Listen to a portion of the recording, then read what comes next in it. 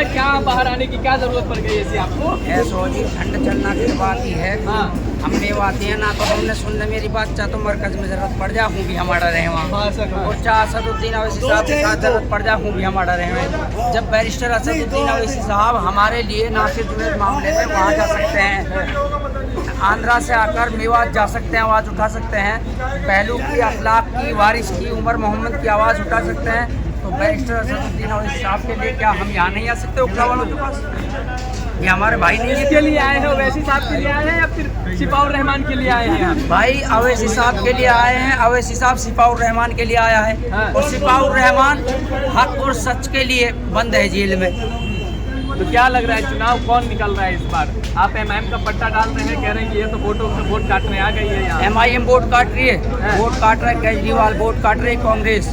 MIM तो अब की बार लड़ रहा है ना, पहली मर्तबा एमआईएम चुनाव लड़ रही है ना दिल्ली में 2 विधानसभा सीटों पर। तो मुसलमानों से यही कहना चाहता हूँ, तुम मुत्तहिद हो जाओ। अगर मुत्तहिद नहीं हुए तो मेरी बात को याद रख लेना। जिस तरीके से हमारे कामा विधानसभा के अंदर मेवात में, जिस तरीके से हमारे कामा विधानसभा के अंदर मेवात में कांग्रेस वालों से हमने कहा था कि तुम वोट सीए मुख्तार को दे दो, जो निर्दलीय उम्मीदवार था, उन्होंने वोट आधी आधी बटा दी, भाजपा जीत गई। फिर उसमें क्या कहोगे? वहाँ तो एमआईएम नहीं थी ना। इसलिए मैं आप सबसे ये बात कहना चाहता हूँ कि वोट सिर्फ मजलिस इत्तेहादुल मुस्लिमीन को देनी है, किसी को वोट नहीं देनी है। हमारा नहीं, किसी को नहीं, हमारा पार्टी को क्यों नहीं? हमारी पार्टी थोड़ी हो।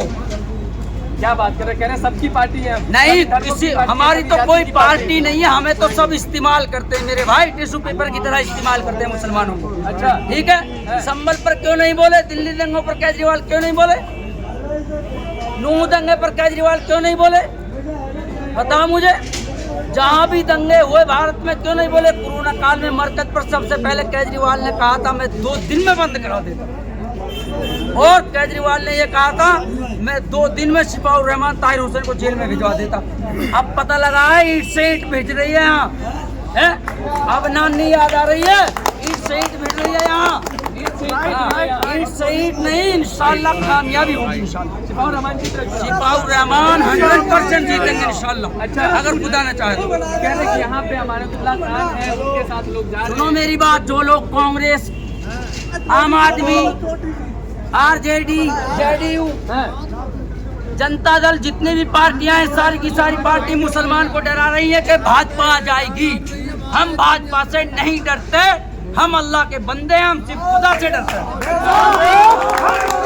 हमें भाजपा रोटी नहीं दे रही मेरे भाई। हम तो मोहम्मद सल्लल्लाहु अलैहि वसल्लम की उम्मती हैं। हम तो नबी अकरम सल्लल्लाहु अलैहि वसल्लम की उम्मती, हम किसी से नहीं डरते, सिर्फ खुदा से डरते हैं हम। ठीक है, कैंडिडेट तो मोहम्मद सल्लल्लाहु अलैहि वसल्लम की उम्मती हैं। कौन से? और भी कैंडिडेट। ये गाड़ी हमारी है, जहाँ हम चलाएंगे वहाँ गाड़ी चलेगी। ठीक है, आगे समझ में। सारे के सारे जालिम में शाहीन बाग में बहन बेटियों पर लट्ठ बजाए, कहाँ थी और पार्टियाँ? बताओ।